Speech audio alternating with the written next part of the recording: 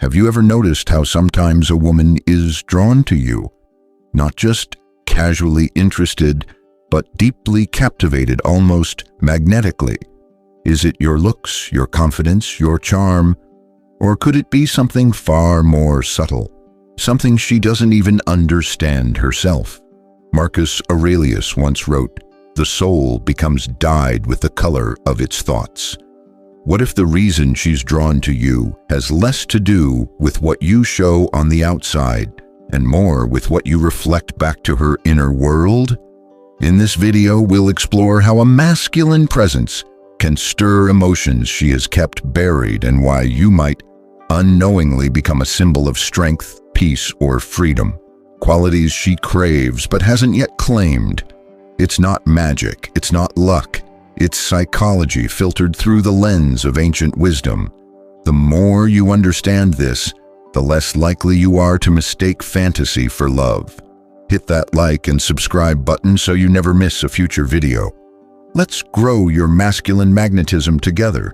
Most men believe that when a woman is drawn to them, it's because of something external, your appearance, your voice, maybe your confidence.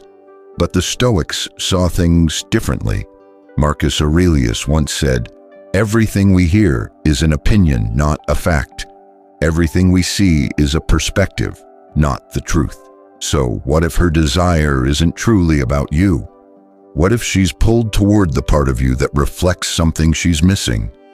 Deep inside, every woman carries shadows, hidden pieces of herself she's forgotten, rejected, or never allowed to fully become. These fragments don't disappear. They wait, they whisper, and sometimes they scream. And when you walk into her life with presence, strength, and grounded masculinity, you stir something inside her she didn't even know was asleep. You don't just attract her, you awaken her. Imagine this. She's lived carefully, always responsible, always planning, always in control. But secretly she's tired of it, tired of the pressure, tired of always holding it together. Then you show up. You're calm, but not cold. You're clear, but not rigid. You walk like a man who knows who he is, even if you say nothing. And to her, that's magnetic, because it feels like home.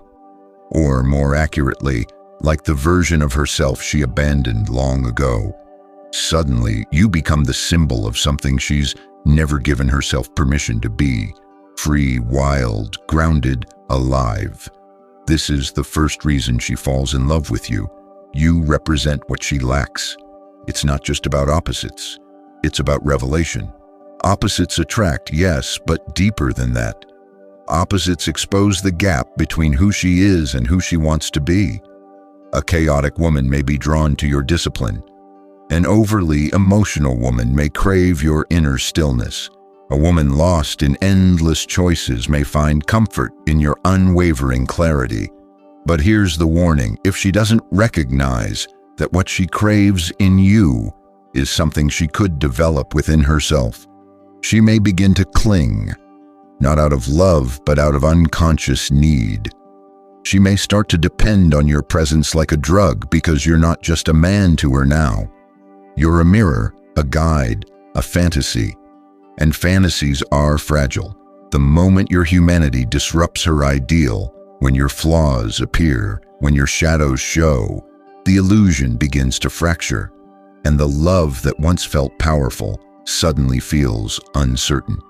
Because she didn't love you. She loved the part of herself that you unknowingly represented. And when that part is no longer safe in your presence, she recoils. That's the danger of projection. It builds an emotional connection on borrowed meaning. You were never meant to be her missing piece, but she made you into it. And now the pressure is on you to hold up a reflection you never asked to carry.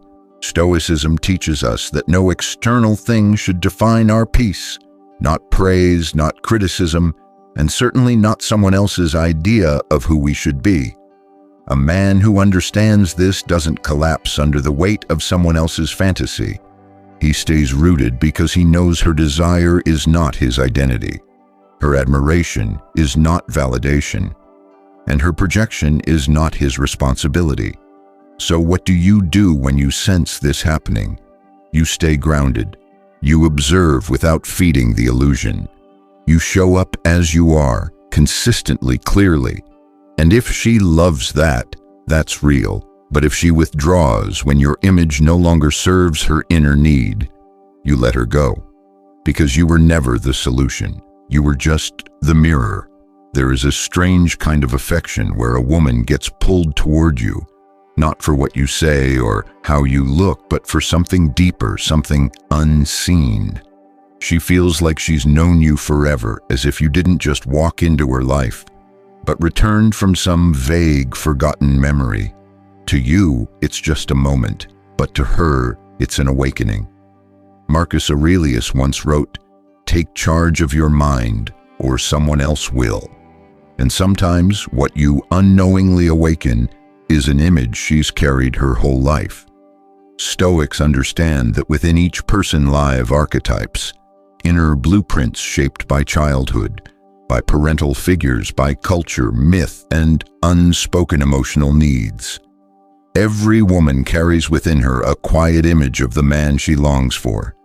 Not the man society told her to want, but the one she felt in moments of awe, fear, or need. It could be the strong father she admired, a silent protector in a book, a figure who made her feel safe, alive, or simply seen. She doesn't realize this image exists, but it's there, dormant, waiting. Then one day, she meets you, and for reasons she can't explain, you match. Not in appearance, not even in personality, but in essence, in vibe, in the way your presence shifts the air around her. But here's the problem. She's not loving you. She's loving the image you've become, the screen for a movie she's been watching since childhood. At first, it feels incredible. You feel wanted, admired, elevated. But then it changes. You're no longer free to be human. You're not allowed to have flaws. You can't stumble. You can't evolve, because every change disrupts the fantasy. And when that fantasy begins to crack, so does the connection. Real love begins when you stop looking for someone to complete you and start becoming whole on your own. From that space, you don't chase, you don't perform, you don't cling, you observe, you choose, you attract with presence, not with need. Every relationship becomes a reflection, a teacher, not a savior. You begin to see, she didn't hurt you. She showed you your wounds. She didn't leave you. She left you with truth. She didn't fail you. She fulfilled her purpose to move you forward, to wake you up. And the ones who stay, they don't complete you. They complement you. They walk beside the man who no longer needs to be rescued. This is what love becomes when you awaken, a path, a mirror, a crucible for growth. You don't just fall for her. You fall for the version of you that she helps bring alive. And if you're wise, you'll bless every woman, even the ones who left, because none of it was random, none of it was wasted. Each one shaped the man you are becoming. If this helped you see love with new eyes, hit like and subscribe. Watch the next videos on your screen. They're here to sharpen your path. See you in the next one.